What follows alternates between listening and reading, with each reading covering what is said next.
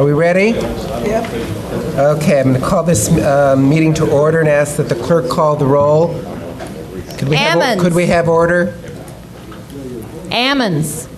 Anderson. Beckett. Here. Benzel. Here. Betts. Here. Carter. Cowart. Dennitz. Here. Gladney. Present. James. Here. Jay. Here. Jones. Here. Knott. Here. Kurtz. Here. Langenheim. Here. McGinty. Here. Michaels. Mosier. Here. Nudo. Here. O'Connor. Here. Richards. Present. Rosales. Here. Sapp. Here. Schrader. Here. Smucker. Weibel. Here. Wysocki. Here. We do have a quorum. The chair would entertain a motion to approve the county board resolution to meet as a committee of the whole. So moved. Moved by Mr. Beckett, seconded by Ms. Cowart. Discussion. All those in favor signify by saying aye. Aye. Those opposed, the same. Motion carries. The chair would entertain a motion to approve the minutes of the committee of the whole of June 15th, 2010. So moved. Moved by Ms. Wysocki, seconded by Mr. Mosier. Any discussion, additions, or corrections? All those in favor signify by saying aye. Aye. Those opposed, the same. Motion carries. We have an agenda this evening, and we have some folks that want to speak this evening regarding the jury issue, so I'm going to ask that there be a motion to approve the agenda, however, that we have the Justice and Social Services Committee go first. Second. Moved by Mr. Kurtz, seconded by Mr. Langenheim. I'll get you the next time. Any discussion? All those in favor signify by saying aye. Aye. Those opposed, the same. Motion carries. Is there any public participation this evening? I think we're going to probably hear it during the Justice Committee, but I don't have any slips. Communication from members of the board. Mr. Weibel. I was notified by board members Michaels, Ammons, Anderson, and Carter that they would not be able to attend the meeting tonight. Their absences are noted and excused. Mr. Kurtz. Yes, I've laid a petition, as I'll pass out, and a brochure on each of the desks of our county board members concerning trafficking of children and young people in the United States and around the world. We're hoping to get a law, a safe harbor law for children and young adults who are caught up in this terrible situation. So I'll just pass the petition. If you care to sign it, that's fine. If not, no problem. Any further communications from members of the board? Communications are closed. I am now going to go to Justice and Social Services. Mr. Gladney. Thank you, Tom. And I just so happen to be sitting up here. I will entertain an omnibus motion to approve the monthly reports for animal control for May and June of 2010, EMA for June, July 2010, Head Start June 2010, Probation and Court Services May and June 2010, and Public Defender May 2010. So moved. Moved by Rosales, seconded by Richards. Is there any discussion? Once again, I'll remind everybody, as it states here, these are available on the county's website. All those in favor? Aye. Opposed? Motion carries. There's no other business. Now, as you know, since April of 2009, there's been a subcommittee of justice that was formed and has been meeting called the Citizens Advisory Committee on Jury Selection. It was created, and its purpose is to increase minority participation in the Champaign County jury pool. And we meet roughly about once a month, and I believe it was at last month's meeting that some members expressed a desire to for the committee to report out to the county board. So that's why this item is on here. And tonight we have members, some members of that committee. We have our vice chair of that committee, Patricia Avery. Jenny Putman is here, as well as Judge DeFanis and Roger Holland. And hopefully I'm not missing anybody. And we also have a member of the public who has kind of involved herself with this in a certain extent. Her name is Miss Claire Cape, and she might be speaking later. But I believe Ms. Putman said that she would speak toward this. She has some things she would like to say about the work of the committee, and at this time I'd like to call her up to speak. Oh, and on your desk tonight, you will find a couple of handouts. Those were graciously brought to us by Roger Holland that show a letter that is sent out with the jury questionnaire from Judge Stefanis, as well as a revised questionnaire that is now being sent out to prospective jurors. That is something that the Citizens Advisory Committee on Jury Selection worked on updating. Took about a year or so.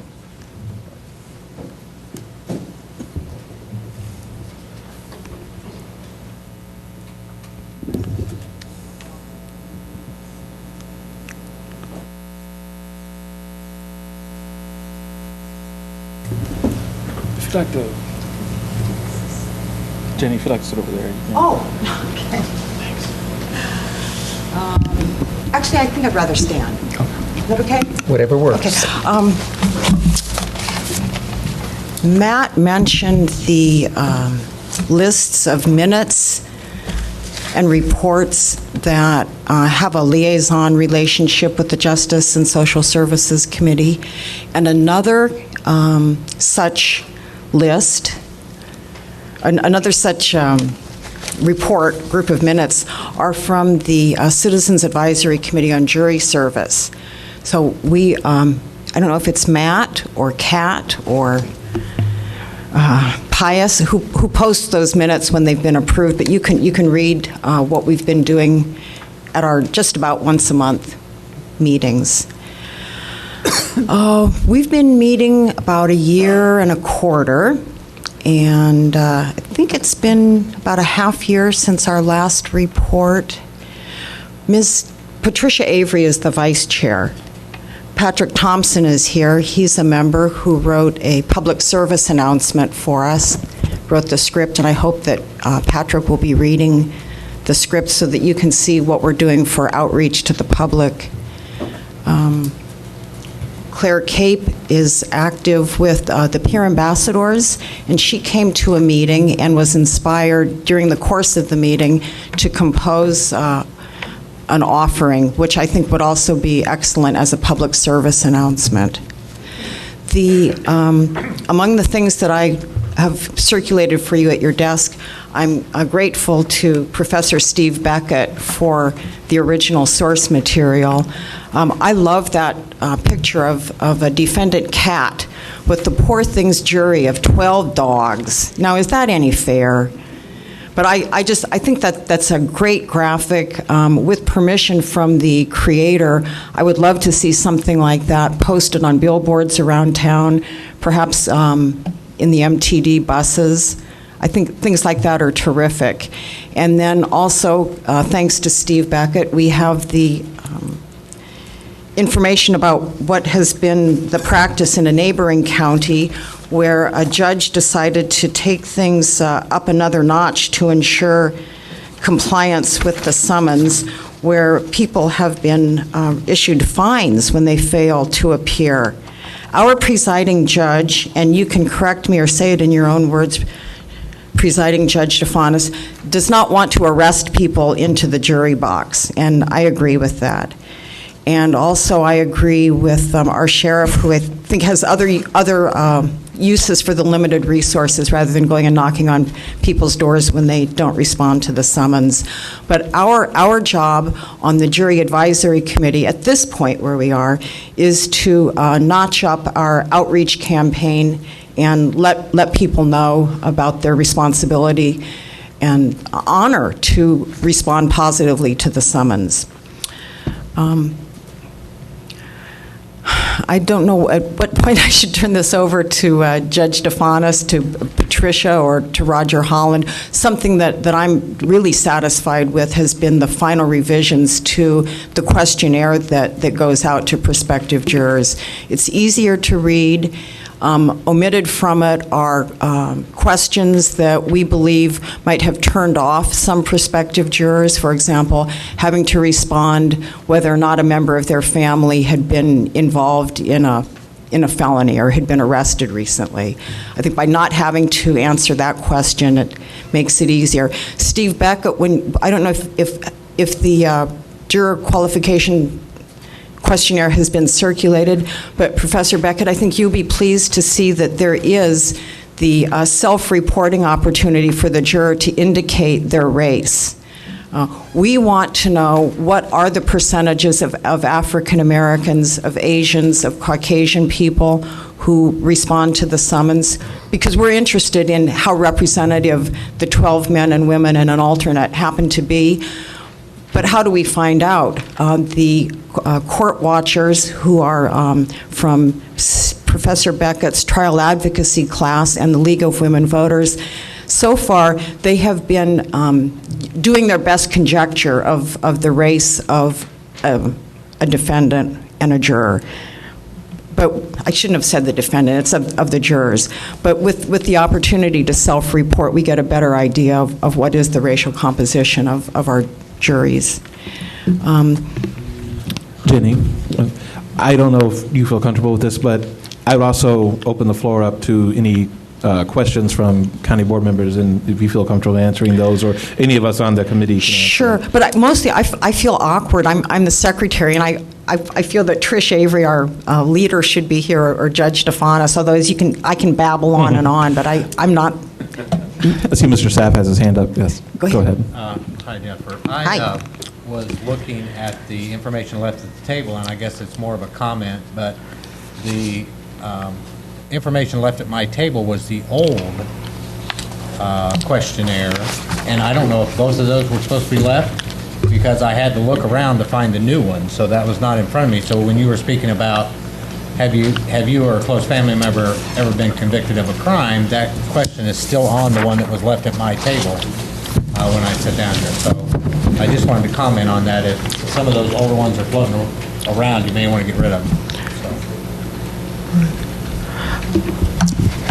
Thank you.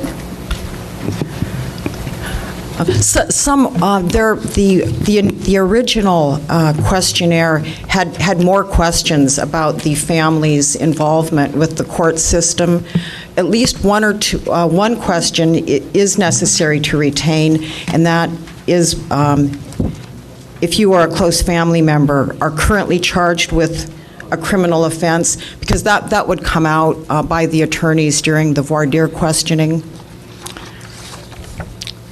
If you have a copy of Judge Stefanis's letter thanking the jurors, I'm very pleased with the statement that our justice system could not function without individuals being willing and able to perform their civic duty. This ensures that trials are decided by a jury of one's peers, the foundation of the American justice system.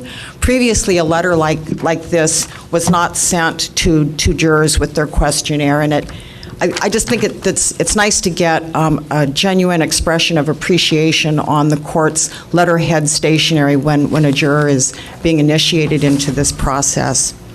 Mr. Beckett. I have a question and a comment. First, the question is, with the demographic information on the new questionnaire, are we going to track that and accumulate it statistically? And if so, is it going to be reported publicly? And the second part of it is, this tells us who got to the courthouse. What about those who actually sat on the jury? My students can only take a snapshot because I only have a course in the fall, and so they're only looking 3 months. And I guess I'm wondering if you don't know, if someone from the system can let us know if this is going to be tracked statistically. Okay, well, we have some superb gentlemen from the system who can answer that. While they're coming up, I can make my comment. Oh, okay. My comment is about the other attachment from my friend Clark Erickson, who was the presiding judge in Kankakee County. And this article, as you might know, the very first time he decided to have this contempt call, one of the first jurors who came up was an 83-year-old woman who just didn't understand what she was supposed to do. It wasn't that she had ignored it, she really didn't understand. So he didn't get the kind of publicity that he wanted to have right away, and so they sort of made fun of him. But I'll tell you that thereafter, and he showed these statistics at a judicial educational conference that I had the pleasure of working with him on, that over the months and years that this call was in force, that the minority participation in the jury process increased. in direct proportion to the population of the county. So when the word got out on the street that if you don't show up for jury duty, you may get fined, guess what? People showed up for jury duty. Now, I do agree that it's a little more heavy-handed and perhaps it's not something that we want to do, but it does show a different approach. Right. I'm going to be vacating this place here at the podium so that the officials from the court can speak. You will hear from the author of our public service announcement and other people who have ideas for what we could do as a public service announcement. After listening to these individuals, I wonder if you would think about this. Members of our committee read about the firm that will be producing a promotional video about our county taping later this month. Would you consider whether or not talking about the jury system in Champaign County would be appropriate? I don't know.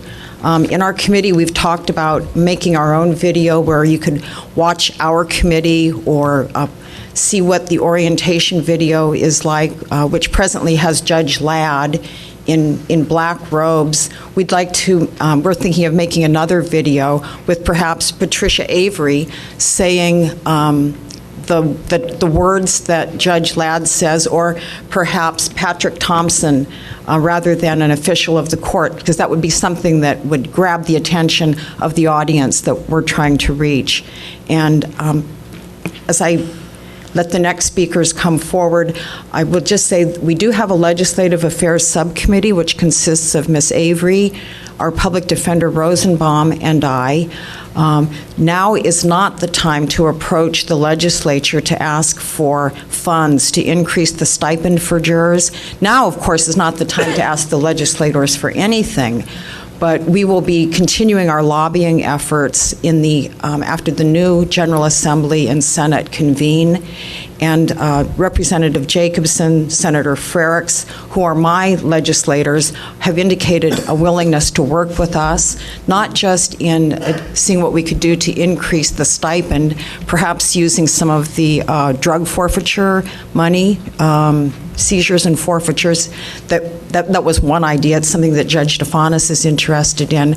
But we're also interested in adding to the lists from which prospective jurors are selected, so that we could be choosing from not just people who are registered to vote and people who are licensed to operate a vehicle and people who have the disabled person's ID card, but perhaps drawing from many of the lists, such as those that the Department of Labor furnishes. And that's something that Professor Beckett has recommended also. I'm going to allow our spoken arts experts and Judge DeFanis and Mr. Holland carry on from here. Thank you very much for your attention. Thank you. Thank you, Jenny. Mr. Holland could come up and answer. I'm just going to stand here and answer the questions Mr. Beckett posed. We do and We have to record it. It's just like court. We need the money. okay. What? Good luck getting it. I just wanted to answer Mr. Beckett's question. We can and will track the data. We just started this a few weeks ago, so there's not enough valid data in the system yet, but at some point we can produce reports generating, given how many have answered what on the back of their questionnaires. Does anybody else have any questions about the questionnaires? Good. Thank you. Mr. Thompson.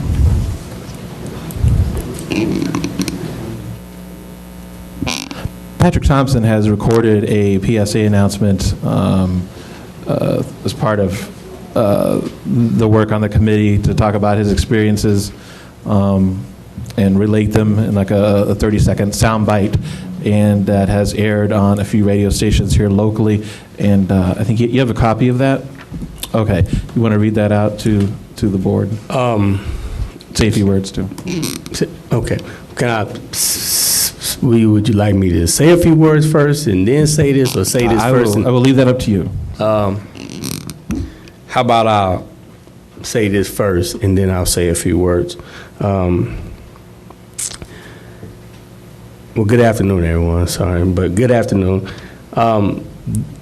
this is what I thought as a 41-year-old African-American male, and I thought that would be important for me to relay this to the community from African-American male standpoint. And I'll just read it. My name is Patrick D. Thompson. I am a 41-year-old African-American male and a lifelong resident of Champaign County. I was selected as a member to sit on the jury committee to study ways to increase minority and African-American representation in the jury pool of the Champaign County court system. Please understand that jury service is a very important matter, and as an African-American, we are constantly discussing how the legal system has failed the minority community. Well, I'm here today as a member of the jury committee to encourage you to be involved and help remove that concern. This is a public service announcement brought to you by the Champaign County Jury Committee. It's a little bit, I've changed it a little bit. This is not the right one, but anyway, this is similar to what was said and what has been airing on several different radio stations. But I want to kind of talk a little bit about what I see the committee and how it has the work that we've done and where I think things we should look at and what kind of things we should look at going further. This is something that really has been I've been involved in the legal system, so I know that it's something that was a little troubling to me at first because I didn't really know what to expect by sitting on a committee like this when we had judges and other administrators from the legal system and how that would be. You just didn't know. I thought at first it was just going to be a terrible experience, that we weren't going to be able to get anything done, but I was wrong. And I really think, by us being able to come together and everyone's belief that we need to increase minorities in the legal system and in the jury pool is very, very important. But I also want to go a little bit further and talk about the population that we are talking about that may not be getting the questionnaires, may be getting the questionnaires or not filling them out. I know the judge stated that he rarely ever sees single parents, minority single parents in the jury pool. And one of the things that I thought that if this committee continues, and how long that do we need to continue? Is this a work in progress type of thing? But how do we, because I'm looking at the population, I mean, from 18 to 25, that's a population, at that age, when you look back at that age, what do you really know? What do you really know at that age, and how do you really find yourself being involved in something that's so that requires you to pass judgment on a person at that age? And that's a population that I know that we don't see in the court system. We see on the other side, but we don't see them being involved. And I'm sure, we have to look at, well, how do we involve them? The same process that I went through to be involved, how do we get the message out to them that it's important that they be involved? It's expected that they be involved. If, in order for some of those things to change, they have to be involved, and we have to be able to give that message to them that they have, and when they do become involved, what's expected of them, their appearance, they're paying attention, being responsible and respectful. All that matters. It matters because if they don't live up to those standards, then us involving them, we're at another junction where we have to go through something else to get them to understand the importance. That it's not about coming and helping our friends, but it's being there because you are there because it's your citizen, you know, you have a duty as a citizen, and you have responsibilities and obligations that you need to fulfill, and it's important that you be there to be involved in the system. No one's telling you that you can't be involved, but we have to find those means of what do we do next to get them involved and get them involved in understanding the importance of being involved. So that's just something that I thought that I would like to get to the board, the importance, the work that we've been doing, the relationship that has developed, you know, out of the committee, and the work has been very, very good, and some of the stuff that each one of us has done, we brought our own personal experience, our own past experience, our expertise to the table, and which has really, really been good. But I do think that we are just getting started with trying to get that population to be more involved in jury pools and jury service, and not being not involved. So thank you, and appreciate you guys allowing me to sit on the committee. Does anyone have any questions for Mr. Thompson? Okay, thank you. Wait, Mr. Rosales. How could we ever reach diversity on the jury pools when it's done randomly? Well, in just sitting on the committee, that was, you know, the random part. It could be because there are minorities and individuals that I know that never get questionnaires and never get them at all, have never served on the committee, never served on the jury service, never been called, not once. So that's something that we have to figure out. Well, how do we get more out to them? How do, you know, what do we do next? And that is something that we have to figure it out. And how do we do that? And if I could, can I answer that too? Sometimes it's not just a question of minorities not getting the questionnaires, but a question of them not responding to them, to the questionnaires that are sent to them. So it is random, but for whatever reason, whether it be income level or type of job, we're seeing a lot of minorities who are feeling like they can't take time off of work to serve on a jury because they won't get compensated for it well enough or at all. And so, or they have a preconceived notion of what, you know, the system is like, whether that's a correct view or not.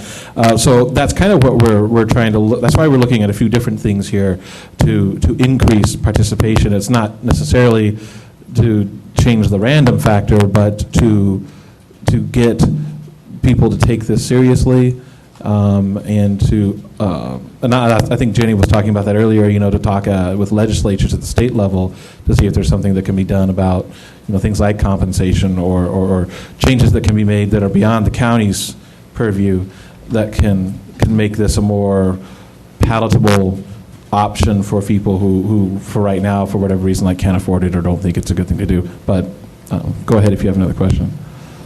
Now, there are other similar communities that have tried something different in the past or in the future, like Kankakee stipulating fines on citizens that don't show up.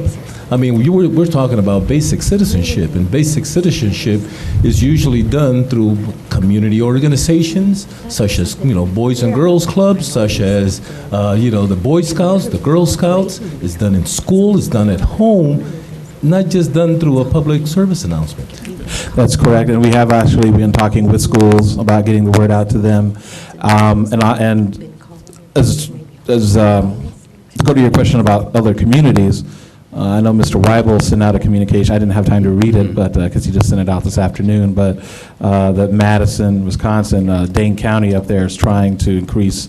They're having a similar issue with minorities and jury participation. So they are trying to work on this issue as well. And I know it. I can't remember the other places, but there are other places across the country that are having the same issue and are trying to combat it. And the last one is, how much does the law actually prevent us from doing it or selecting the jury randomly? Does the law prohibit us from changing the random selection where we actually have two pools? And we select out of these two pools randomly, a majority pool and a minority pool. That I don't know. There is an answer to that. Can't do it? Okay. There you go. Okay.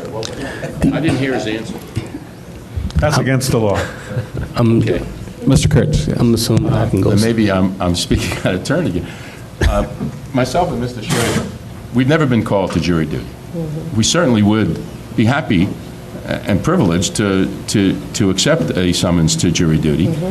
Is there any state law against putting a pool of volunteers who want to volunteer? Is that against the law as well, Mr.? Yes. Thank you. Can we change the law? Would that help? Thank you, Mr. Thompson. Well, you know, I think Mr. Beckett has answered one of the questions that we talked about in our committee, and I'm glad, because that's why I got up. Because one of the things that we talked about in committee was, when you talk about the randomness, there has been some individuals that have been called 2 or 3 times, and many, it's not that there are minorities out there that don't want to serve. I don't want you to get the impression that there aren't any minorities that are willing to serve. There are certainly some out there that just have never been called because of the randomness of how they're selected. And so one of the things we talked about doing was asking the question, is it possible that those individuals who have been called on a number of times through this random selection, can they be taken out of maybe the pool for maybe a year? So that would increase the number, increase the likelihood of you or I or someone else who've never been called, being called, so that if you served, then you can set out of that pool for a while. So, Mr. Beckett, is that illegal to do? Because that's one of the things that I had asked the judge. I think that you are exempt if you've served within the last year. So you're out of the pool if you're exempt. If you answered the questionnaire and said that you'd had jury service within a year, then they would exempt you. But there's still... But you're changing the population if you do it any more than that. It's no longer random. I see. So you can't when you can't take tinker them. with the system, it's no longer random. And I think Matt gave a very good answer, but he didn't call them this. The factors that we're talking about, income, occupation, right, single parenthood, call it whatever you want. Those are factors that affect randomness. Yes. And what the committee is trying to do is get communication out there to counteract that effect on randomness. Right. So that the fact that we are also looking at maybe increasing the way a person can be put into a jury pool by their identification. So that could be, and I don't think there's anything illegal about that if we can get the legislation to change and increase how we get selected for a jury is one of the things that we're looking at. So I think that might be a way to go. Thank you, Ms. Avery. I saw Mr. Nudo with his hand up, and then Mr. Lagenheim. I've said it before, and I really think that we're missing a bet with civics classes at the 6th grade level and maybe the sophomore level. And make it exciting. Matt and I like movies. There's an old-time movie called 12 Angry Men, which is not appropriate because there's only white guys in that thing. But there is a new movie called 12, what is it called, Matt? 12 Angry Men. 12 Angry Men, but it's a very diverse group of people serving jury duty and would elicit commentary back and forth in the civics classes at the 6th and maybe sophomore level. And I think, I've spoke to Jane Quinlan when we first started this, when we had the Justice Committee, and she's all up for this. I mean, Jane said, just contact me and we'll start something. I just think that that's the way you do it. You build pride and you build the ability for people to say, this is something I want to do, and it's something that's part of our civic duty. Well, one of the things that CU Area Project had started in Central High School is there is a jury for the young people now have there's certain cases that the kids hear, and they are actually listened to by their the peers, And I think that there's a lot of prestige in sitting on those juries, even in schools. So I think that that does help. But there's not a lot of juries in schools. But there's also, RPC has peer court. So that is starting to get younger and younger people involved in the process. So there are a couple of programs that are working with young people in our county that are starting that process at a younger age. But I agree, we could do more. Civics would be a good way to increase that knowledge. Mr. Langenheim. It would appear that one of the problems... Can you use your microphone, please? It would appear that one of the problems is the economic consequences of being called for jury duty if you're very low income and if you have an unsympathetic employer. Is there any way that can be handled, like prohibiting the dismissal of somebody that takes off for jury duty and doing something to enhance the income of somebody that's at minimum wage, say, and is called for jury duty and goes to less than minimum wage? Mr. Wyboom? The first item is it's illegal to fire someone for that, I believe, correct? Yes. And I know that, I think every year a legislature from Northern Illinois introduces a bill to raise the amount of per diem paid to jurors, but it doesn't go anywhere. Are there any further questions? Mr. Betts. Trish, did you look at the age factor in terms of, I know the campus where there's 42,000 students and the average age is very young, and I don't think you see very many students in the array or the veneer. Has that been examined at all in terms of how and that also accounts for a substantial population of minorities, whether it's African American, Hispanic, or Asian.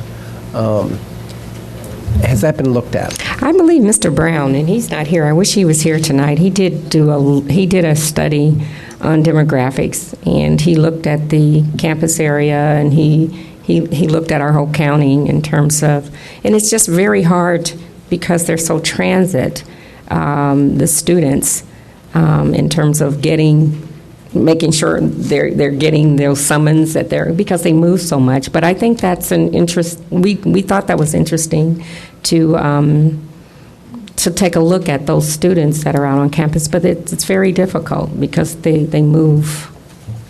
They're only here maybe 6 months out of the year. Can I have a follow-up? I know that most of it's based on voter registration and driver's license and things of that nature.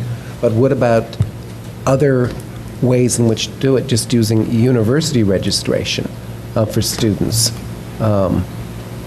Is that conceivable? The university might not even cooperate because of rules, but I know that's interesting. A huge population that tends to get left out. Although I see a lot of students that come into my office with the jury summons trying to get out of jury duty as well.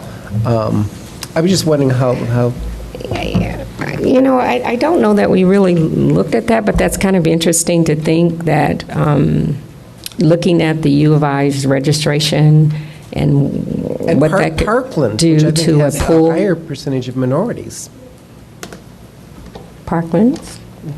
I think Mr. Brown did a wonderful job, though, in terms of looking at the demographics and everything, and that's one area where I wish he was here to better explain the numbers and looking at the demographics in terms of age groups and addresses and where our voters are coming from, because he actually has a map that really can look at where our voters are coming from. And I don't think that there was a high number. It was very sporadic in the campus area. And also, and as we would know, in North Champaign. So the numbers were very interesting when you looked at Mr. Brown's demographics. But I was going to add to that, the charts that Mr. Brown, who's one of the committee members, put together, did show that the campus area was probably one of the most. It was probably one of the lowest areas of questionnaire responses, because as first goes out is the questionnaire to prospective jurors, and then when they get returned, then the summonses will go out. And once again, we're trying to kind of hit this on different fronts. We're trying to, look at, income levels, et cetera, also desire to serve, trying to stress the importance of it.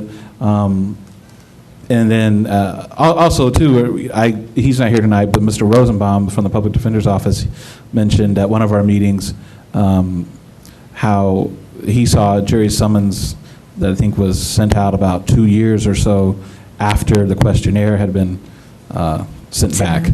So, especially when you're talking about a campus area where addresses change at least yearly for many students, taking over a year or 2 years or even longer than that to get back to the person is going to cause some issues about responses there. That must have been the one student that thought they would get in trouble if they didn't send it back, no matter how long it took.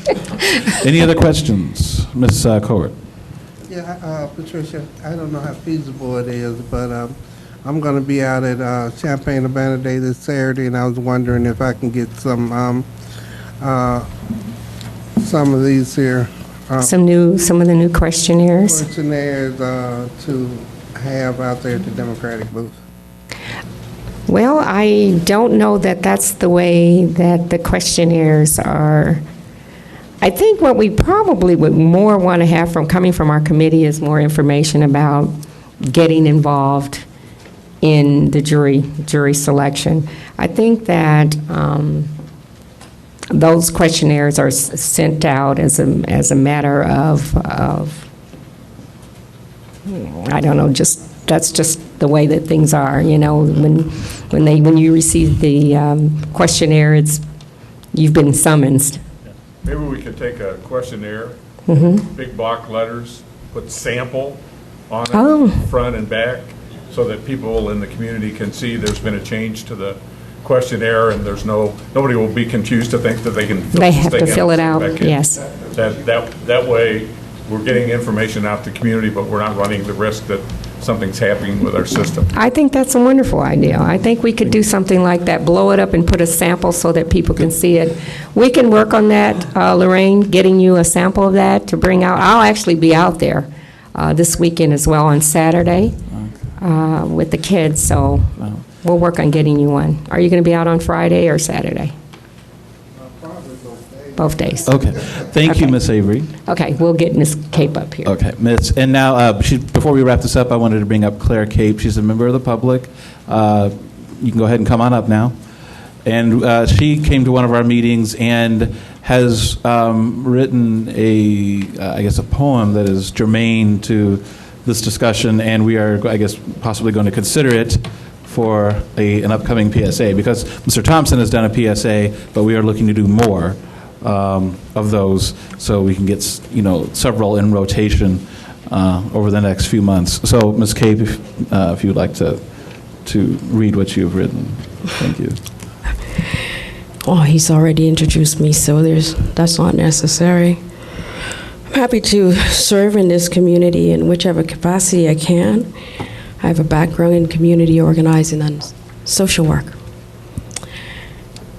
And I wrote, represent, you got a voice, so make the right choice.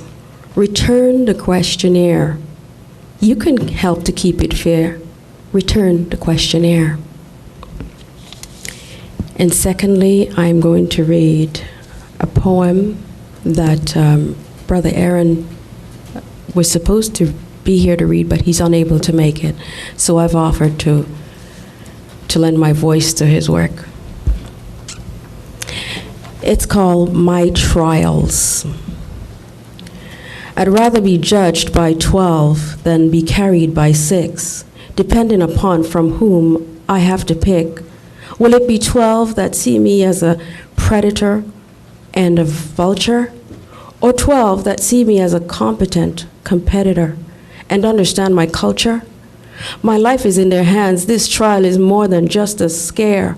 I need someone who relates to my life with different color skin and different textured hair. I need you to embrace your citizenship, sacrifice for what is right.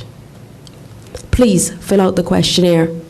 Give me a reason to believe and hope. Make sure you have a valid driver's license, state ID, or you are registered to vote. Let them know we're done playing the fool. Get in the jury pool. This message is brought to you by the Citizens Advisory Committee on Jury Selection. Thank you. Thank you. I want to thank the Committee of the Whole's indulgence for allowing us to report out to you about our work so far and what we're looking toward in the future. I will remind everyone that we meet usually once a month. I try to announce it at either Committee of the Whole meetings or full board meetings. And the media, of course, is welcome to attend. Our minutes are posted on the county's website, as well as audio recordings of the meetings. Our next meeting will be this month on the 20th. It's a Friday. We always usually meet on Friday evenings here at the Brookings Administrative Center at 5:30 in the Jenny Putman meeting room next door. So I want to thank the work of the Citizens Advisory Committee on Jury Selection, all the members that have served since April of last year, and especially thank those members that came out tonight to show their support and to speak up for the committee and for the questions we had from the Committee of the Whole. That is all from Justice. There are no items to be put on the agenda. I wanted to thank everyone and have a good evening. Thank you, Matt. Brendan?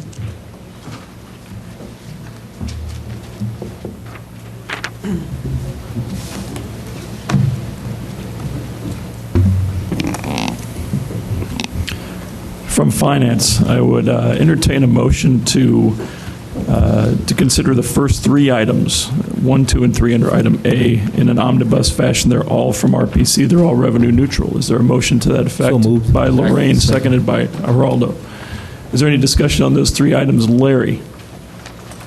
Item 1 on page 19, I guess I see where that's a $950,000 revenue increase, and $50,000 of that is put towards a full-time employee. Is that a new hire? Mr. Moore is here this evening to answer any questions regarding that. Cam, if you could come up, please.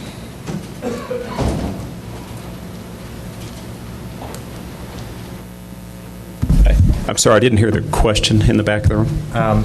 From page 19, on the $950,000 increase in appropriations for item number 1, $50,000 of that is towards a full-time FTE or a full-time employee. Is that a new hire?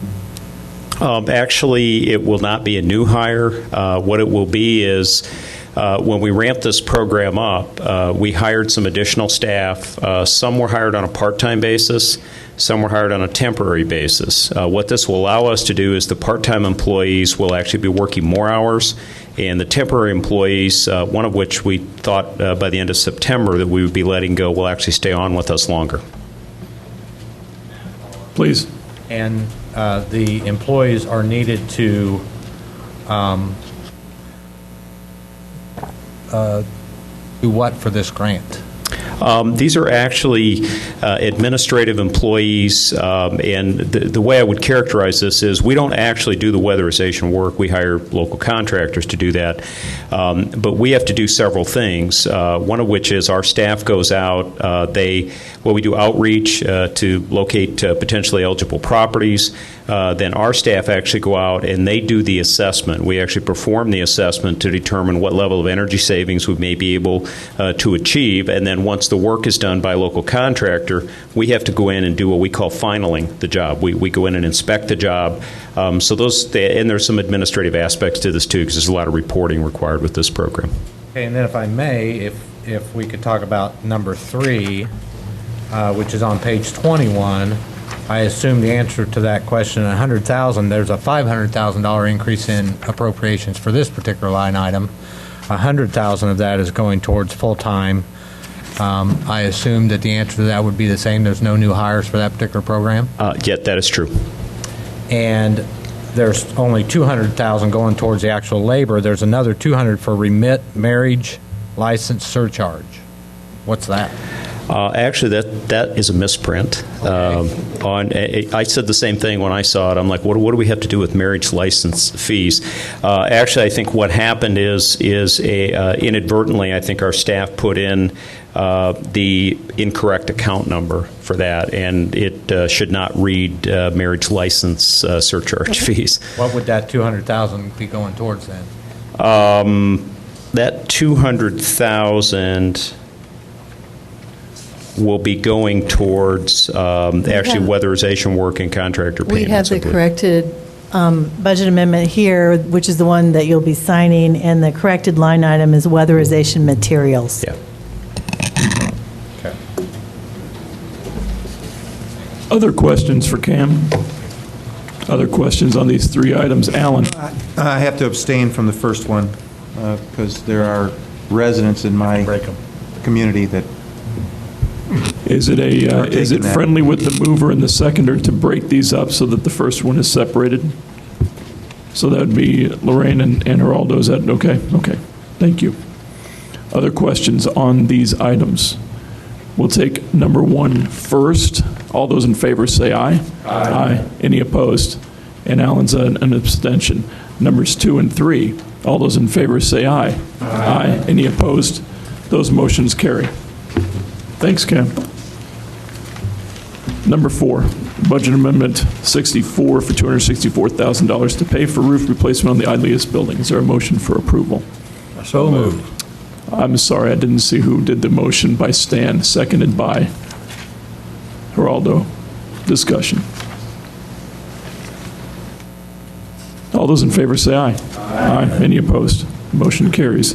Next up, Amendment 65 for $7,500 to transfer all remaining monies in the jail bond debt service fund to the Public Safety Sales Tax Fund, as all jail bond payments have been completed. Is there a motion for approval by Brad, seconded by Steve Beckett?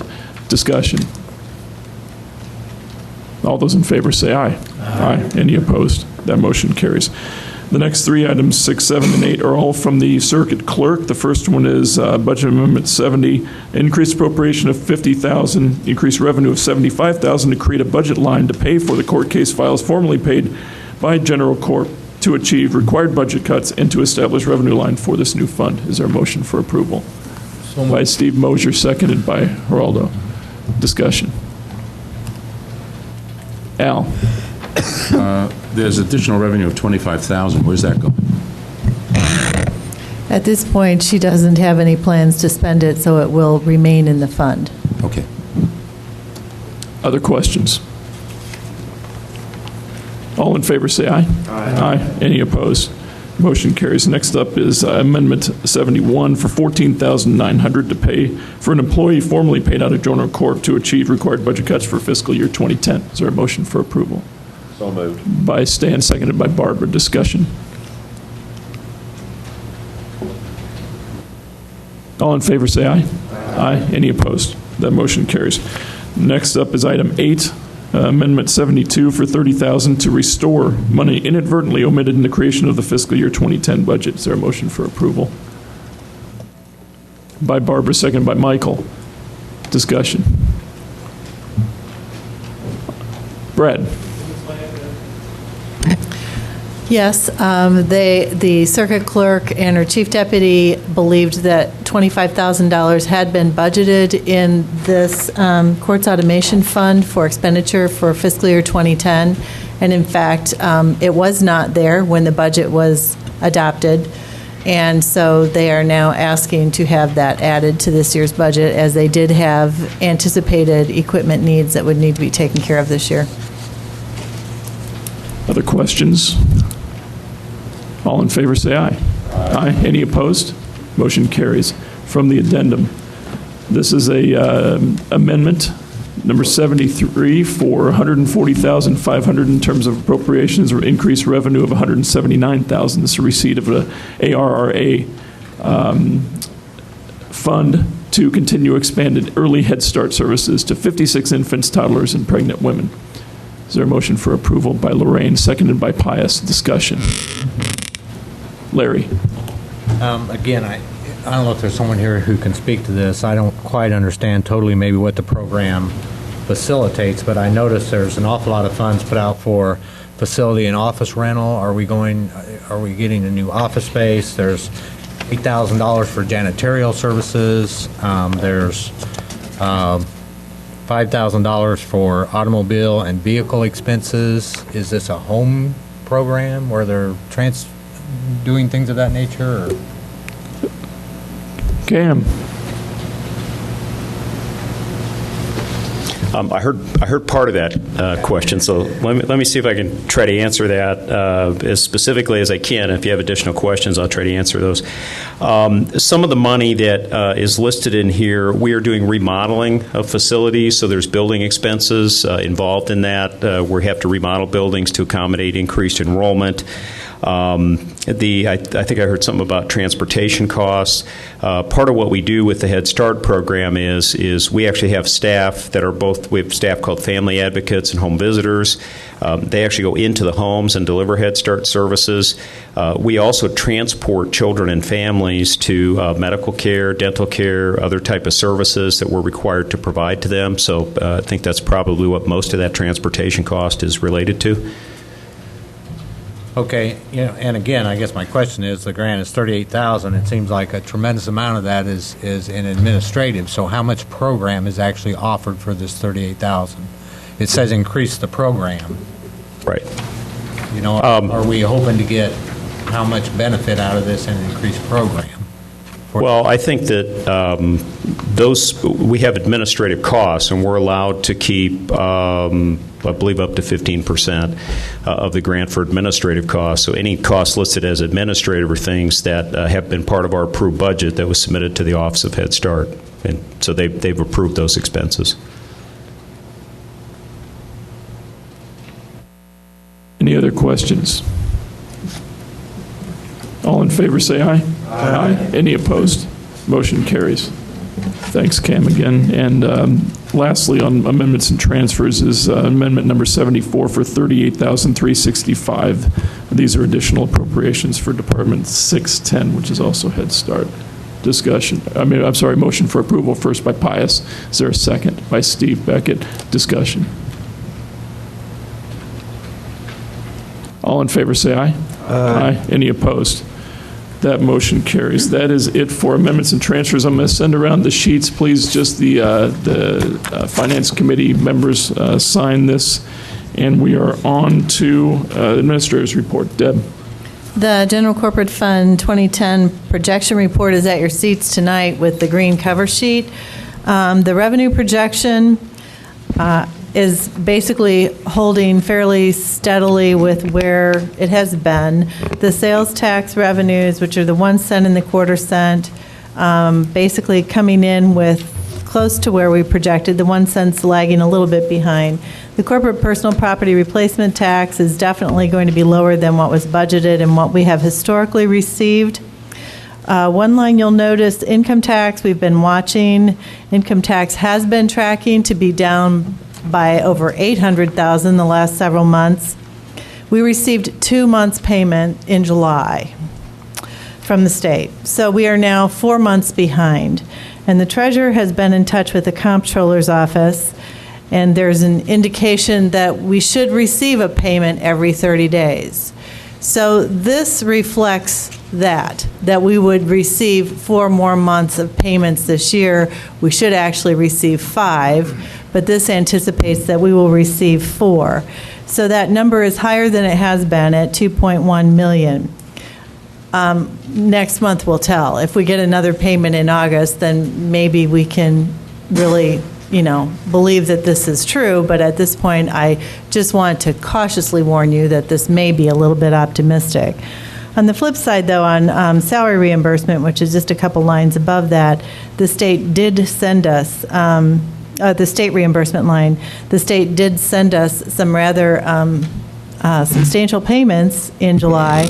So that amount is up, where we've actually received $994,000. And based on that, we would expect that we may yet receive that amount this year. Again, we'll know in October or November. The bottom line is, right now, we are looking at revenue coming in at about $1 million less than our current revenue budget. We're at $30.8 million. On the expenditure side, it's very tight. It looks like we're going to spend 99.7% of this year's budget, but remember, we cut $1 million out of this budget a couple months ago. It looks like right now at this point that we would underspend it by $104,000. If those two projections turn true, and that's our reality, we will end the fiscal year with just a $23,000 deficit, which would be extremely wonderful, I think, if we were able to accomplish that. But again, we'll see what happens. Questions for Deb? John? I don't have a question, Mr. Chairman, but if I just make a quick statement that since you brought up the state and the financial condition, which we all, I think, are pretty aware of, but just a footnote with that, you mentioned the Comptroller of State. I don't know if my colleagues or anybody that's listening or viewing saw that from a July 3rd article from the New York Times, the Comptroller of State of Illinois was quoted as saying the state finances are, quote, obscene, unquote. Thank you. Other questions for Deb? Okay, please continue. The next report is the budget change report. Again, just to document for you what has changed since we began this fiscal year, I can tell you that this report is quite a bit shorter in terms of amendments than what we were seeing 2 years and longer ago in terms of budget amendments coming to you for the general corporate fund. And finally, within the agenda were the Harris and Harris reports for this month as well, for your information. Brad. Deb, speaking of the Harris and Harris reports, how are those coming in versus what you budgeted for? How is the revenue coming in from those versus budget? We budgeted $225,000 for general corporate fund for this year for Harris and Harris, and so they started late. We anticipated that it would get going at the beginning of the fiscal year, and we didn't really begin receiving until the second quarter. So it's not too far off. It's lagging a little behind. Part of that is an operational issue, though, as well. The circuit clerk delayed sending information to them because after the first round, she wanted to go through a more a better process in terms of what was being sent to them to make sure that we were sending them the right information on the right types of cases. That is now in place and it's rolling again. So there have been a couple of lags that have, caused it to be slowed down somewhat, but it's close to where we were projecting. The rest of the fees revenue, however, is down. Other questions for Deb, or I would entertain a motion to place these three reports on file by Brad, is done, seconded by Al. Any other discussion on these? All in favor say aye. Aye. Any opposed? That motion carries. The treasurer's report is at your desk, and he is not here this evening. Entertain a motion to accept and place on file by Barbara, seconded by Stan. Any discussion on that issue? All in favor say aye. Aye. Any opposed? Motion carries. At your desks also, the auditor has placed purchase not following purchasing policy at your desk. If there are any questions, he is here. Move approval, or acceptance, sorry. Don't need to. No. The other business, there are, at your desks, there are 2 letters from Bray Drake about our external audit. So if there are any questions about that, Brad.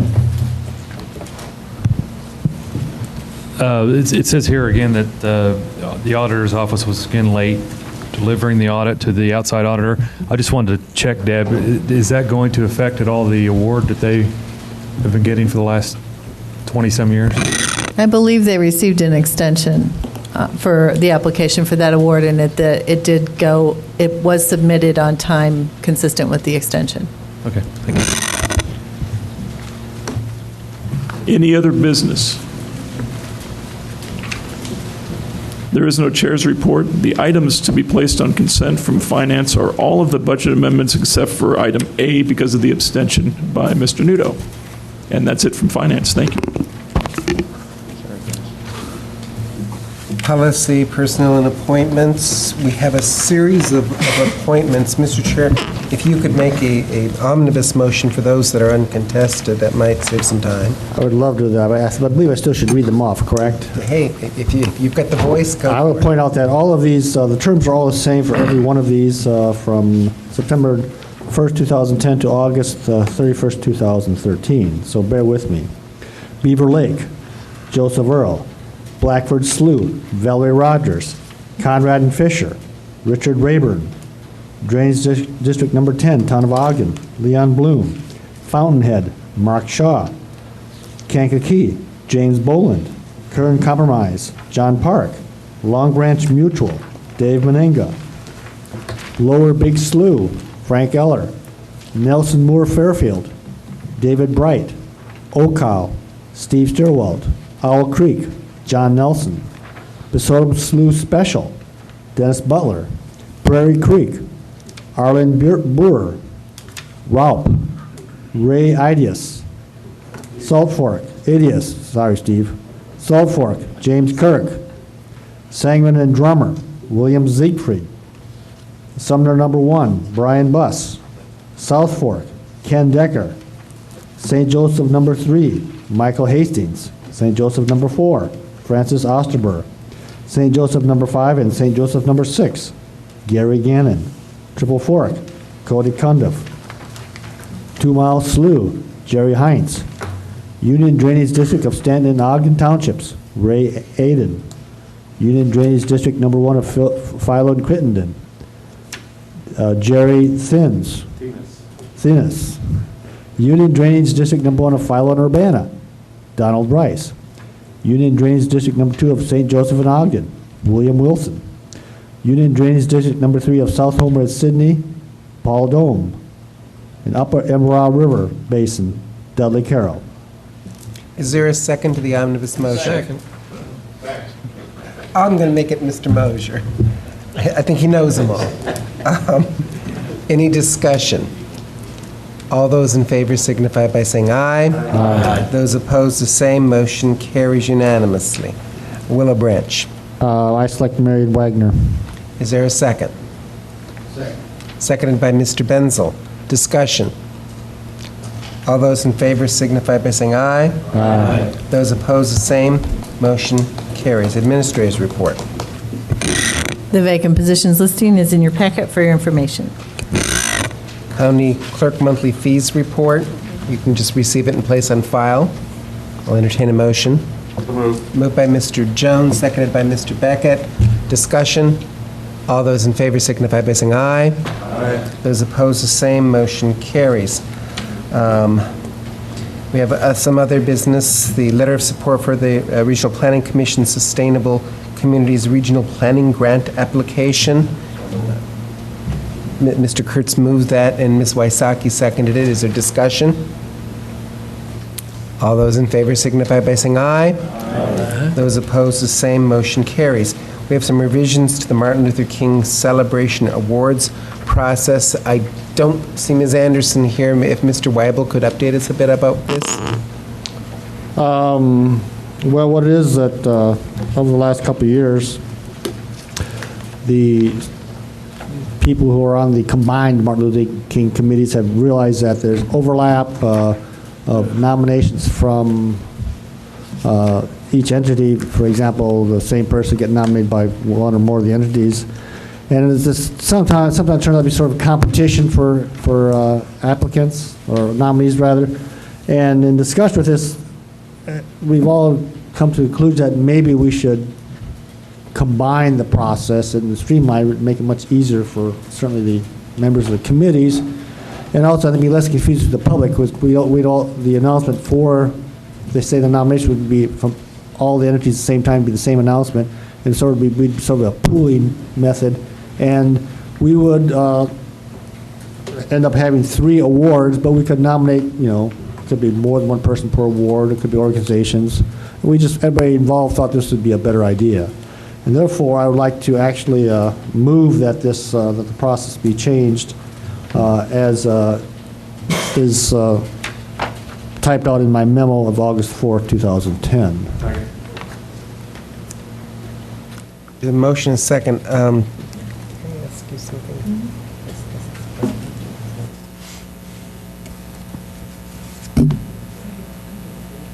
I want to make sure because I want somebody to yell at me after the meeting. They do it anyway. Mr. Webb. I'd like to point out that there is an intergovernmental agreement about the award ceremony, but there's nothing in there that covers the awards. It's more about the celebration. Okay. Other discussion from folks?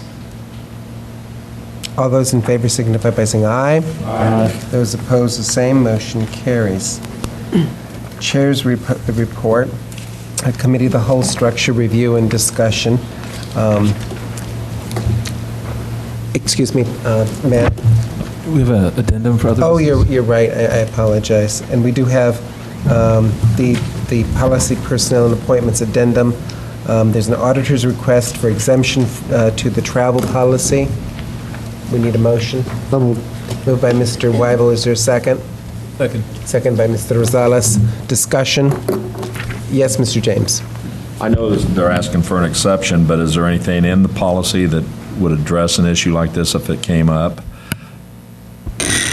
This really is an exception because this conference that the employee was attending included meals, and when meals are included, you don't receive reimbursement for meals. But the conference would not accommodate a diabetic menu or diet for this individual, so she couldn't eat the conference meals.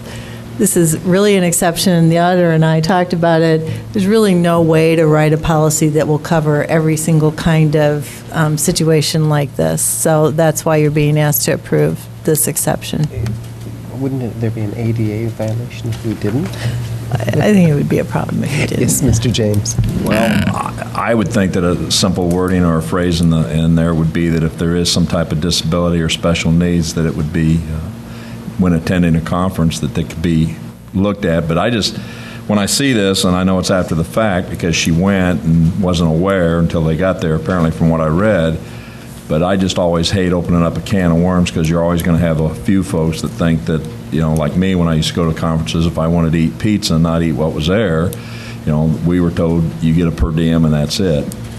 Or if the conference paid for it, like when I attend some locally and they have ham and cheese, which doesn't really fill my dietary needs, I find that I need more. But anyway, I'm just sort of opening up because I just hate that after the fact. I know it's an exception, but I just always hate doing exceptions when we have certain guidelines that we follow.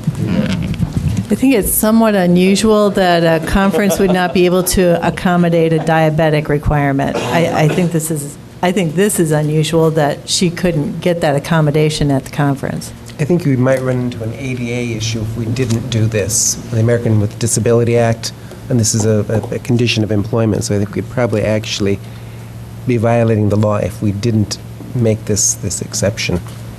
Ham and cheese is a different issue, though. No one should ever eat ham and cheese. There you go. Have we lodged a complaint with the conference and/or the hotel about the fact that they didn't provide a diabetic meal? Because it seems they're in violation of the ADA as well. There's no requirement. This is an RBC travel, so I don't know. No official complaint was filed or anything, but we did, when we first got the request for reimbursing the meals, it was before the conference, and so we actually said, before we'd give you the check for meal reimbursement, we wanted, could you at least check and see? I mean, the conference, you might know is in Berkeley, California. We're like, well, surely they'll have diabetic meals, and so the employee actually did check on it, and they actually, I think I included the email in there. It was a rather terse little, no, we don't do that. We talked about doing a change in policy or proposing that, and it's totally up to the board whether that's something you want to do. Just for some guidance, my staff has said this issue hasn't come up once in 13 years. So in that case, it's not something that really calls for immediate attention. But the other hand, this employee is attending another conference, and so in the next month or two, you're going to see another exception to the policy asked for. So, Mr. Schrader, since this was on our desk tonight, we did not have it in the packet. I just have a question. Mr. Fabry, maybe you know, or Ms. Busey, but I mean, is there a way of getting, if this is a case, is there a way of paying less in attendance fees to not have the meal, or is there a reimbursement because of the meal that you can get from the conference fees because you're not going to be able to eat the food that's going to be at the conference? Is there a way of doing that so we can be reimbursed and then we can reimburse the employee? Right. That wasn't offered for this conference, but that seems like the reasonable thing to do, but for this conference, that wasn't an option. Did anyone ask? Well, the employee contacted the conference, but, they made it clear that the dues are this, and no, we can't accommodate diabetic meals, and they suggested she bring her own meals from home. And no deduction in the fee. Right. Mr. James. I guess another follow-up on my mind would be, is this something that's mandatory you have to go to keep your certification up, or is it something you go to network or see what some other ideas? I just, we're looking at money and cuts, and we're not talking a whole lot of money, but I just think across the board, I want to treat everybody fair, and yes, if there is a disability, that's fine, but there has to be some tool that somebody can use. All I ever hear is we may be in violation, but if we're in violation, other people are in violation. This is a Head Start employee. This is a Head Start conference. Most of their conferences, it's all federally funded, and I think most of the conference and training that they send their employees to is required for their employment. I do want to point out to all of you that nobody in general corporate is going to conferences or getting meals or training right now. Have we beaten this horse enough? Okay, all those in favor signify by saying aye. Aye. Those opposed, the same. Aye. Okay, motion carries. The Mental Health Board issue, Deb? This is a request from the Mental Health Director to submit a proposed new position to the Job Content Evaluation Committee for review, analysis, description, and classification to come back to you next month for action. The Mental Health Board has the same 5 staff members they had when it was only the Mental Health Board. Since then, they have absorbed the operation for the Developmental Disabilities Board, and now with the addition of the Project Access Initiative, also known as SAMHSA grant administration, they are in a position where they feel they need to add an additional position. So all you would be doing tonight is sending this request to Job Content Evaluation so you could see next month what job would be recommended, classification, and it would be at that point that you would be voting on whether or not to approve the job and classification and approve it for the staffing budget for the Mental Health Board. I'd entertain a motion. Moved by Mr. Beckett, seconded by Mr. O'Connor. Discussion. All those in favor signify by saying aye. Aye. Those opposed, the same. Motion carries. Okay, Committee of the Whole structure. Review and discussion. We have adoption of continuation. I wouldn't mind if someone would make the adoption move to continue it, and then we could have the discussion, or we continue it. There was a motion by Beckett and seconded by, was it Nudo? Greg Knott. I've been here about 10 years, Tom. Okay, Greg. No, I'm listening for the voice. The voice, and I can't tell the voices. But I'll give it to you. What's that motion? By Greg Knott. Discussion. Yes, Mr. Webb. My discussion actually is, I have an item on the green handout, number 4, UCCI communication regarding Open Meetings Act. It's 2 pages, and I underlined the most important line. First of all, this is an opinion by a firm from Springfield at the UCCI, which is the United Counties Council of Illinois.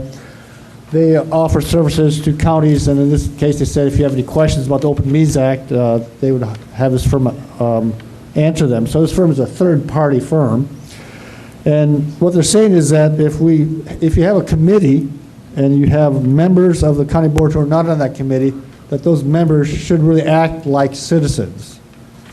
They should not be allowed to be part of the discussion. That is that they can ask questions under public participation, but they should not be involved in the actual discussion.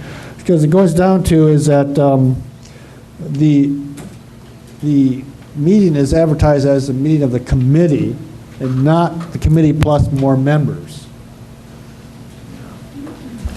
This doesn't apply to us at all. What? This does not apply to, this does not apply to what we're doing Right at now. all. How about if we're, I'm talking about if we're at the, I'm saying if we have at committee level, if we didn't meet as When we had committees. committee meetings and other county board members attended, they would sit, and the chair would recognize the committee members first. Okay. He then would invite the other county board members to participate and say things, but if there was a vote, they didn't vote. So we've always conducted our All I'm committees. saying is this is an opinion that was presented by someone, I presented to the county board. I'm not necessarily advocating, I just, this is Okay. more, I'm trying to inform you that there are opinions out there. And of course, there could be other opinions too. I do want to say, though, it was my firm that's not engaged in making decisions like this. It was an opinion from some other county, I have no idea, or a question from some other county, I have no idea who it was. But it's something that's out there, something that we should be, watching. Mr. Nuda. Yeah, thank you, Mr. Chair. If Mrs. Wysocki's changes make a change into the committee of the whole being all members, now I know we're supposed to be discussing the current. What I always thought was an anachronism is that we had a combination of our old committees, that we had names of old committee members on this committee of the whole being the committee members, and then the rest of us, we could vote. I mean, I think Mrs. Wysocki's change is an appropriate one, and I think right now I could see why Mr. Weibel has that opinion, why he got that opinion rendered, because it does, what we had before had just strictly the committees, as we were, the committee heads were up there talking, the committee members were really the only committee members of that, the way it read. And just as further proof, for Open Meetings Act, we went by, and it was in the bylaws, that Open Meetings Act restricted the number of people. If we go to Mrs. Wysocki's opinion, then the number of people that can attend open meetings, without making a notification of open meetings, will be a whole different number. Yeah. Other discussion? Greg. I think the committee of the wholes worked generally well. I mean, the original intent when we talked about it in policy was give everybody everybody could always come to the committee meetings, but we just didn't. Let's just, face it. I think by having everybody here at one time, at least all the information is presented and heard, or if you show up at one time.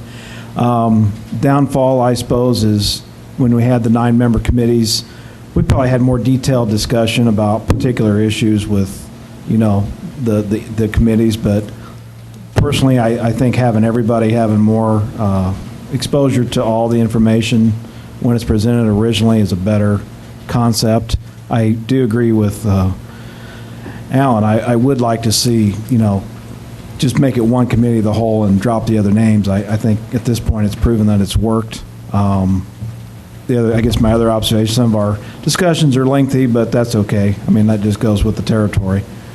But I think by and large, it's worked pretty well. Again, I know some of us, we talked in our caucus, the downside, some of those individual issues probably don't receive, tons of attention that they might have in facilities or highway individually, but I still think overall it's better. The last suggestion I'd like to make would be, I'd love to, and Stan actually brought it up in his email the other day, as some of these items, me personally, seems pointless to vote twice on them tonight and then turn around and at the full board meeting do it. It made sense when we had the individual 9-member committee structure, but I think there's some more streamlining we could do of some of these issues, or all of them if I had really my way, and just have the 2 committees. Now, Deb will tell me, I know because we've talked over the years, how that's difficult administratively to have everything prepared and only to do it once, but if there was a way, I'd love to do it.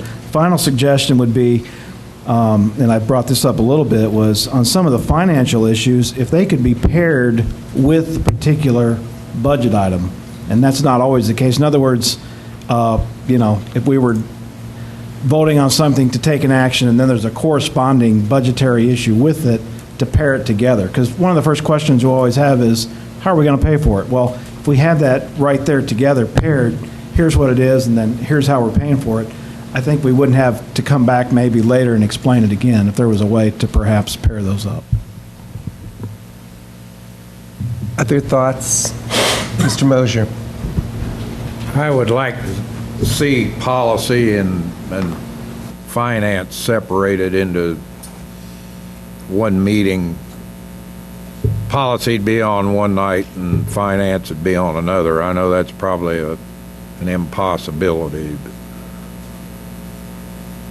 Mr. Langenheim.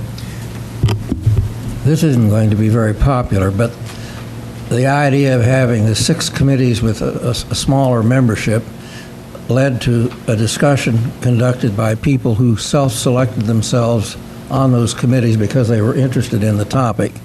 In this case, you've got everything at once, and none of us are equally interested in all aspects of the county's business, and it's a nuisance to have to attend a committee meeting that is of no interest to you, and you do that if you're in this sort of situation. Also, the smaller committee of interested people leads to a more intensive discussion and a more open discussion, which I think gets at the problem a little more effectively than this big free-for-all that we have here.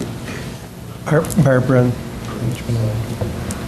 Well, I'm really going to take exception with that comment because, frankly, all of us should be interested in all of these items and look upon none of them as nuisances. I think all of these areas that we deal with, be it personnel, highway, land use, finance, you put them all together and you basically have the core of county government. And to say, I'm not interested in this, or I'm not going to go that early because I don't want to talk about that issue, is really doing the voters a disservice. Mr. McGinty? Not only here to that comment, but this is so many times I heard before the formation of the Committee of the Whole that things were surprising to people. People didn't understand all of the business. Now, if you attend everything, you should know about 100% of the business. We were elected to represent 100% of the business. And, if I look at the clock and the amount of time that we've spent at committees of the whole and then the full board, I think that we are perhaps, I certainly agree that we're losing some of the detailed discussion, but you don't have to. Speak up. If you have something that is that important that you're passionate about, speak up. Nobody's holding you back from speaking up. These are important issues. We represent a lot of important issues. We get to take care of 100% of the business this way. I think it's working very well. It can be tweaked. It should be tweaked. But my goodness, we represent all of this. To think that it's less than important is very surprising to me. Mr. Beckett, did you have a... I don't have anything to say after those two. Okay. Mr. James? Well, I was just going to say, like in my comments, I think that just in the future, or however it gets structured, having one person run the meeting instead of everybody changing chairs up there gets a bit annoying to me. I can't speak for anybody else. And then, like tonight, when the finance packet went around, only certain people in here get a sign off on that, which I understand why, because it's still a committee within a committee. But if we're all sitting here and voicing our opinions and having a vote, then it ought to be as one. And that's where I support the structure. But I'd like to see those changes. If we're still going to have, different chairs and then different people saying, well, I'm on that committee. Well, what committee? I didn't think those committees would be there. Then I don't know if I could support it. And what Ralph was saying, not that I'm not interested in what goes on, but some of the discussions sometimes get way off base, like when we're talking about windmills. And, granted, I want to hear some of the comments, but we beat it up and we go around 15 times and I hear the same thing. So that's where we need a strong chair of some sort saying, let's move the discussion on. And I'm hoping that some of them things will come to be. Do you want me to start cutting you off? Mr. Nudo? Yeah, and that's where I want to reiterate what Mrs. Wysocki put together. I believe that portion of it will be dropped, and all board members will be committee members of the whole. And again, that changes the dynamics on open meetings, because it goes from 2 to, I believe, 6. And I think we should be aware of that. And I'm for it, but I just think we should be aware of that. Mr. Gladney? Yeah, I just quickly wanted to say, I think, moving to this structure, I think we gained some things and we lost some things. My opinion is that our gains outweigh the losses. And so, admittedly, we it's not a perfect model, but I think it's working well. Barbara, did you still have a comment? I did want to respond to Mr. James's observation about certain people signing off on the finance sheets. And yeah, I mean, if we go to a committee of the whole without these committees still hanging on there, that will fade away. There's no reason to be doing that if you're working under that structure. And I'm not sure what to suggest about Mr. James's comment about different talking heads in the front of the room.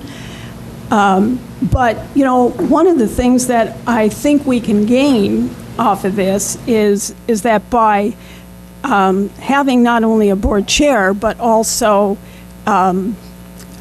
individuals responsible for various areas of county government, which used to be our committees, really, I think, sends a message that that power is not lodged in that one county board chair. That that this is a working relationship between the chair and those designated individuals. And I think that ought to be a reassurance to the public at large, to other members of the board, that we don't have somebody sitting alone in an office dealing with these areas that are of great consequence to the county, i.e. finance, i.e. personnel, i.e. land use. Go right on down the list. Mr. Kurtz? I think I've enjoyed this type of structure. I think hearing immediacy of a subject from all the board members is very helpful and very informative, as well as diversity, and that's why I like the structure of the entire board at 27 as well. I just thought I'd throw that in. I'm not finished, please. I think there will be necessary, if we continue in the committee of the whole as this, to have some types of subcommittees when it comes to budgeting and other major important items, because we certainly not 27 of us are going to sit around and do the budget. On certain areas of finance, certain areas of facilities, we might need some subcommittees to work out any specific important legislation. So, but as a whole, I think this has worked very well, honestly. Mr. Schrader? Thank you. I just want to comment about something, and Ms. Wysocki brought it up, what I was going to talk about, and that's, I think, a watering down of, or diluting of committees enough where you're going to centralize one individual, and that would be county board chair. Because right now, we're compartmentalized in our different committees. We have a committee structure with a chair and a vice chair. And I think if we water this thing down too much, we're going to throw everything into one individual, and if you're going to shrink the size of the board and you're going to put everything in the committee of the whole, you're going to have basically one person that's going to be the go-to person, and I don't think that's right. I think it's good. I won't repeat what Barbara said, but I agree with what she said about, in all fairness to the department heads too. I mean, I think there's a need to a go-to person on the county board that they go to, not the county board chair all the time, but a go-to person on the committee that has a structure within the committee of the whole. Mr. McGinty, then Mr. Weibel. Related to what John and Barbara have been talking about, maybe this is work for the strategic planning subcommittee, because we've tried to tackle quite a few different issues with regard to, board size, going down to one administrator, the board chair's role. It sounds to me like if this is heaped upon the board chair, that's a mighty big job, and currently the expectations and compensation for such a position are not consistent with all that we could heap on it. And so that's maybe something else to consider. Another possibility would be to have, I don't know if, there wouldn't be committees, but some sort of leader out of each of these primary areas to serve as that contact, maybe one from the majority party and one from the minority party to be representing each of those major areas. But this perhaps should be done at the strategic planning subcommittee for discussion and then bring to us for consideration. Mr. Webb. Well, I concur with Mr. Schrader that I think we should have people designated in certain areas, and basically concur with Mr. McGinty too. And I'm fine with the rotating heads on front. In fact, as county board chair, I'd love to see a certain head rotate out of a seat that's right in front of me in the back row, but that probably won't happen. But again, I think that it's delegation is good because it does keeps the number of people informed, and I really don't want everything to come to me, seriously. So generally, I've liked the committee of the whole. I mean, there are times perhaps we could talk more about certain things, but it just matter you need to, use your rights and don't give up the microphone and talk all you want. Don't let the grumbling from other places make you decide that you should, stop talking or whatever. And finally, I might note that this is strictly unscientific, but I think the average attendance has been about 21 or 22 people per meeting, which is pretty good for a committee of the whole meeting. So I think that's a good sign. Tonight seems like sort of a typical number. And so I think we should move forward in some manner to continue this particular process. Mr. Gladney? Yeah. Before I say this, I'll just say I don't think this is a huge issue, but it's just something that I've thought about. Regarding the committee chairs and how we report out in these committees of the whole and conduct the meetings and the chairs go up and sit. I guess on the one hand, like I said, it's not a huge deal to me. I don't think it's a terrible thing to be doing that. On the other hand, I don't know. I certainly have no ego to bruise. I mean, if I don't get to sit up there, that's fine with me. If one person such as you, Mr. Betts, is sort of conducting the meeting, and then Mr. McGinty and I, were to conduct our portions from our own seats, kind of like how the committee chairs report out during the full board meetings, that may be something to consider as well, rather than having the musical chairs thing going up and back and forth. And, like I said, I don't think it's necessarily one of the most paramount concerns we have regarding the structure. It's just something that has crossed my mind a time or two. Is it something that we really need to do that way, or look at doing it a different way? We have a motion on the floor. Are people prepared to vote? Did you want to respond to anything, Mr. Langenheim?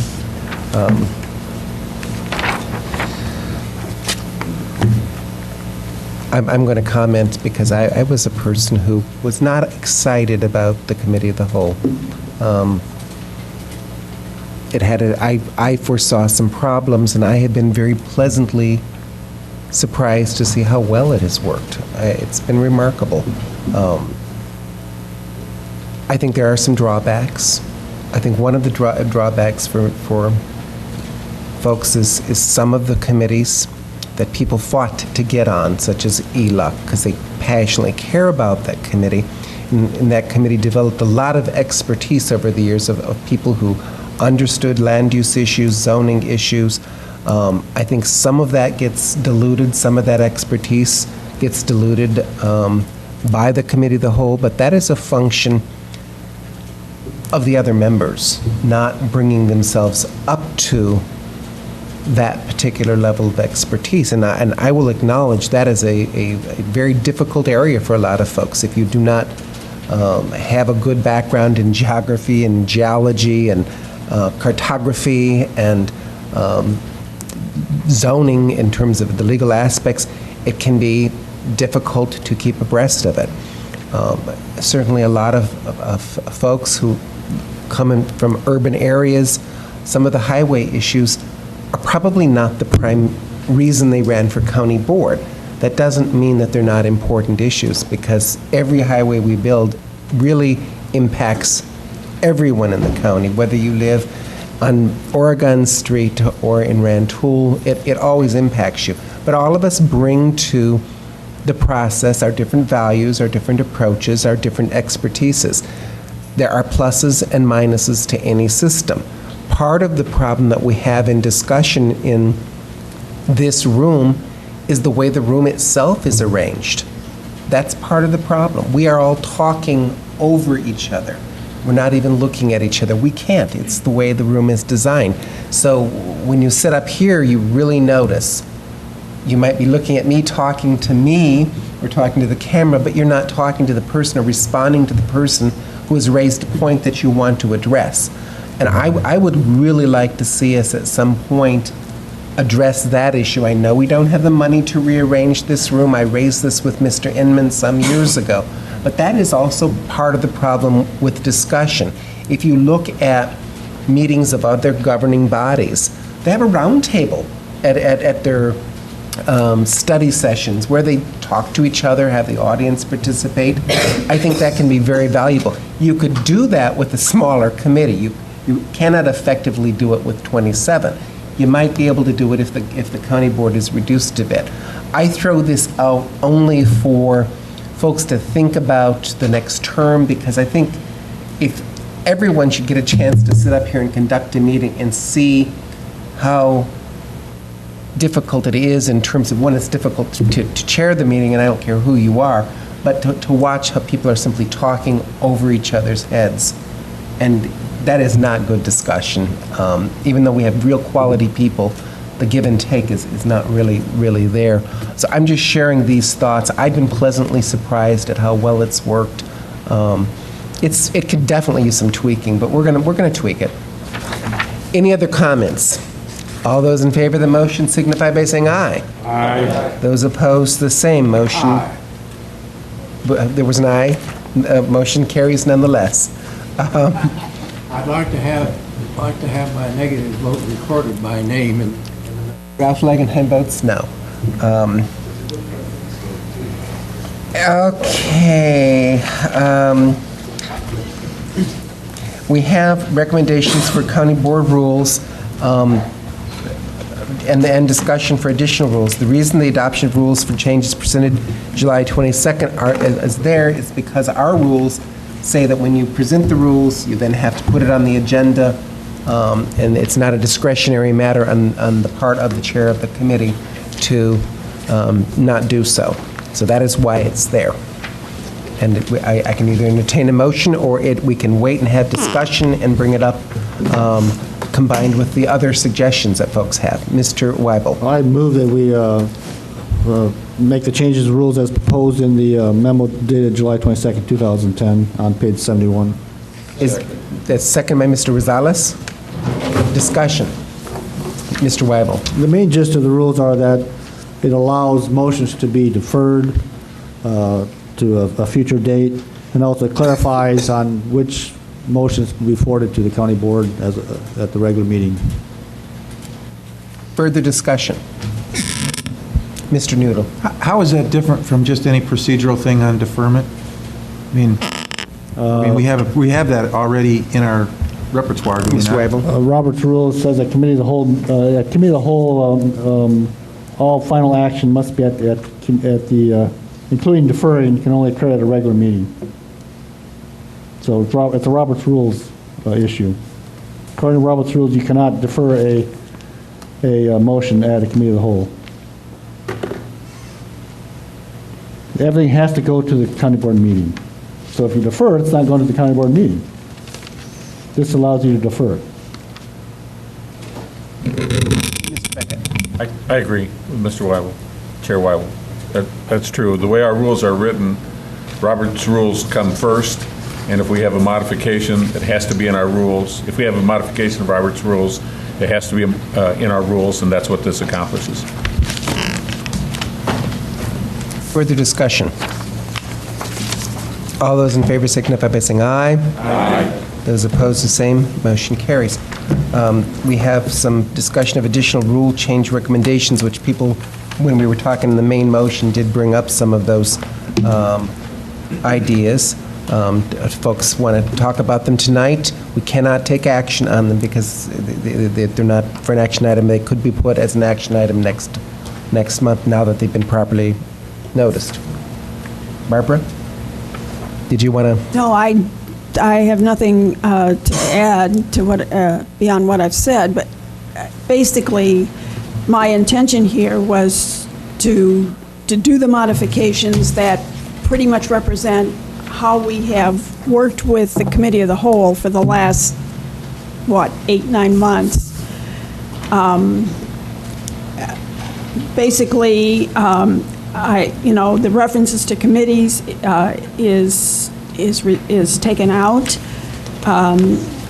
I have included an opportunity to identify, for lack of a better word, what I called areas of responsibility.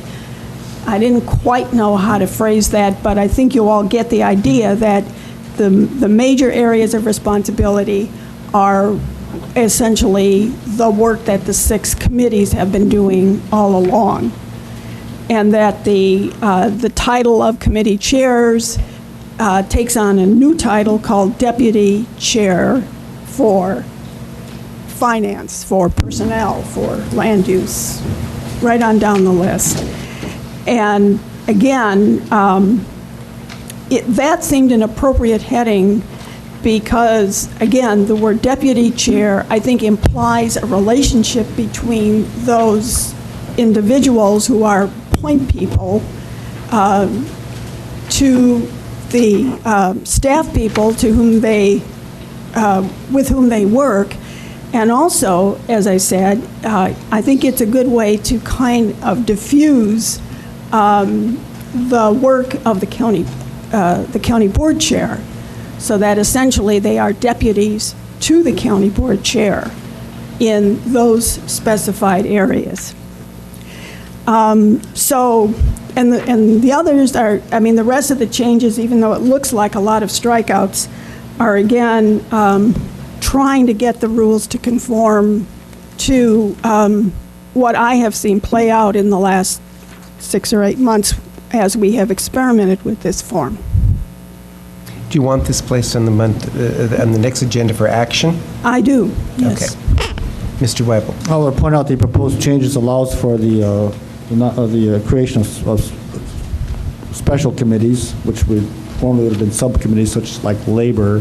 So I think that answers one of Mr. James's concerns about that not having some specialized committees. Those still are possible. They just would not be standing committees. They would be appointed as needed. And it would not preclude, for example, the subcommittee that we heard from tonight on juries.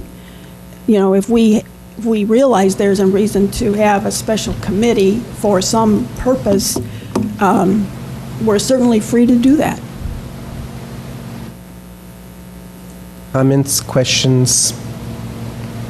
Under our rules, this will come before us next month at full board for action as an action item, which people need to be aware of, so that you don't feel like you've been blindsided. And obviously, you can make your own proposals as well. Any further discussion on that matter?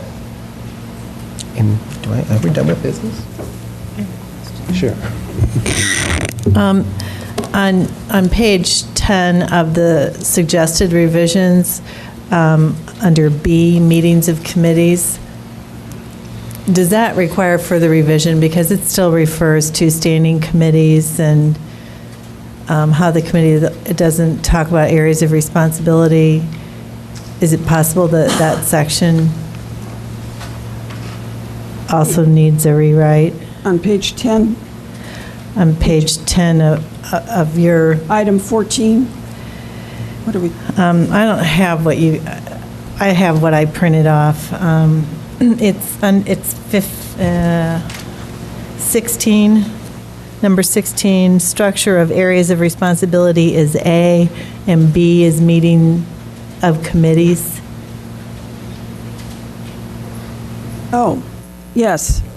I think that whole section Right, that needs a rewrite as well. That needs to be... So we could get that out to the board before your next policy meeting in time to be able to include those changes as well. Yeah. Okay.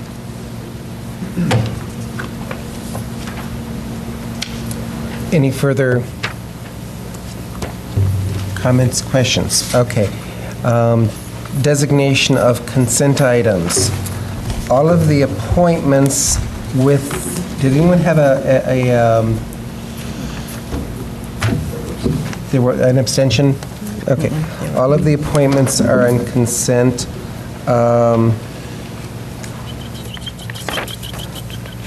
The committee of the whole issue is not on consent. There was a no vote. And was there anything else that had The an... MLK process would be on consent. Okay, MLK is on consent, and... That's it. Is there anything else? The rules change. The rules changes on consent. Are we in agreement? Start the RPC. Does that go? Oh, that's letter. Okay, we're adjourned. I move approval of closed session minutes of June sorry. 15, 2010, both sets. Is there a second? moved. Second. Second by Mr. Kurtz, I apologize. Discussion, all those in favor? Aye. Those opposed? Those who support adjournment, say aye. It passed.